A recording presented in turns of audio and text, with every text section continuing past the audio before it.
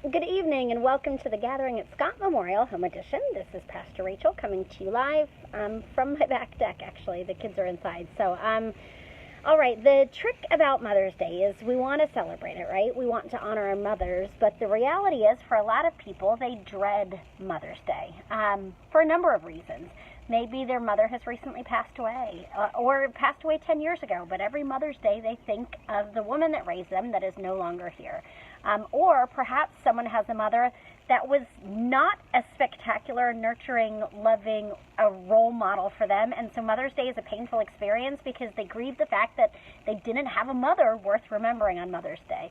Other people grieve on Mother's Day because they've always wanted to be a mom. It's their deepest, most profound wish, and for some reason or another, it hasn't come to fruition.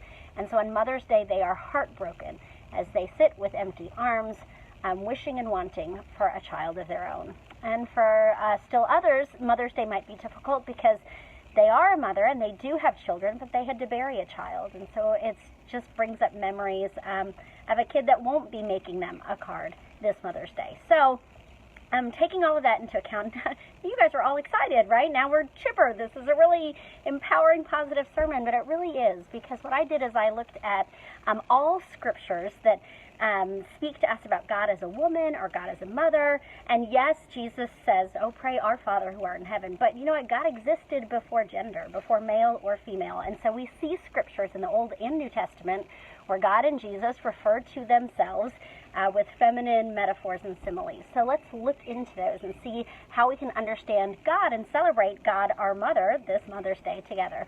Okay, the first scripture is from Deuteronomy 32:18, which says, "You were unmindful of the rock that bore you. You forgot the God who gave you birth." And so here we see God is the one that is giving us birth. A lot of times we think of the Psalms, it says, "Oh God, you knit me together in my mother's womb." But here God is saying, "I'm the rock. I'm the one that bore you. I'm the one that gave you life." So God is our mother, the one who breathes life into us. And like all good mothers, after God has birthed us, we read in Hosea 11:3-4, "Yet it was I who taught Ephraim to walk. I who took them up in my arms, but they did not know that I healed them. I led them with cords of human kindness, with bands of love. I was to them like those who lift infants to their cheeks. I bent down to them and fed them." This is just a beautiful image. If you are a young mom right now and you are lifting infants up to your cheek, if you're teaching kids how to walk, if you are feeling them, bending down to them and feeding them, you, my friend, are living into the image of a God who raised us as well, a God who teaches us to walk. And you see the imagery here of like an umbilical cord where it says, you know, "I led them with cords of human kindness, with bands of love." We are deeply connected to this God who doesn't just birth us and leave us alone, but raises us. And you see the I did all these things. I helped in all these ways.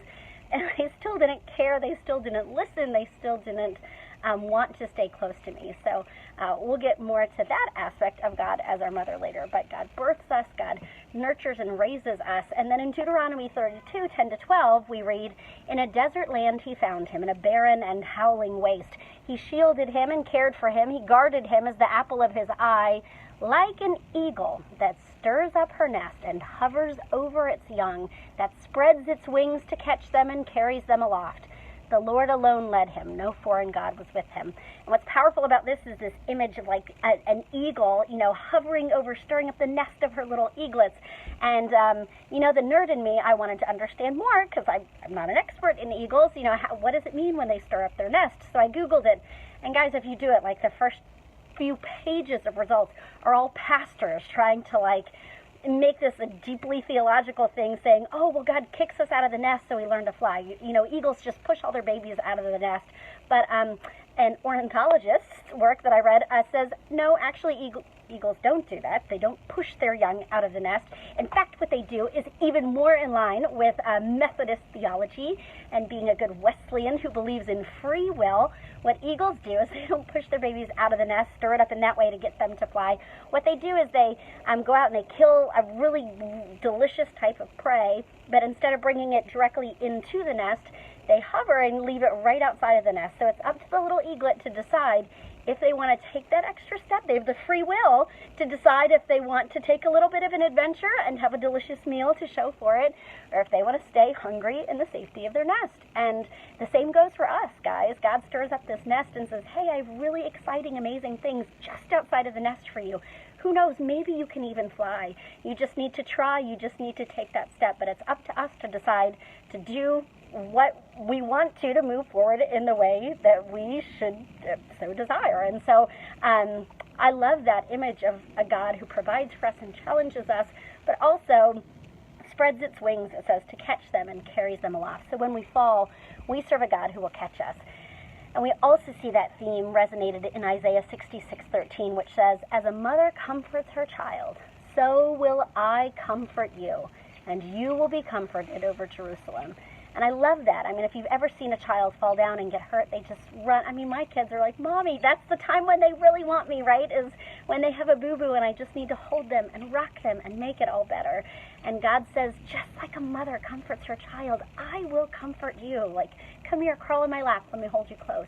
And Jesus uses that same type of metaphor, but in a cosmic chicken sense, in Matthew 23:17, where Jesus says, Jerusalem, Jerusalem, you who kill the prophets and stone those sent to you, how often I have longed to gather your children together, as a hen gathers her chicks under her wings, and you were not willing.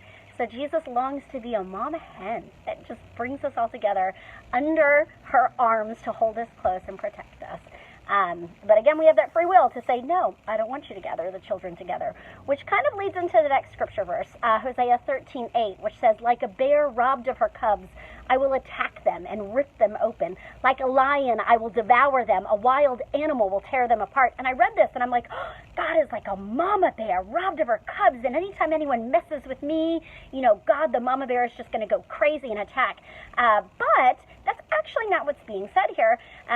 The person that the mama bear wants to attack and rip open is us, okay? So explain that a little bit, Pastor Rachel. Well, God was like, listen, I've done everything. I've birthed you. I've nurtured you. I've raised you. I've shown you what is right. I've shown you what is good. I've shown you what to do, and yet you're still not doing it over and over and over again. You're not thinking of me, and you're not thinking of the right choices. And you know what? I feel like my own cubs have been ripped from me, and I'm angry, and I'm mad. And if you have little ones of your own, you know that even with the best of intentions, you try to raise them to make good choices and to be good people.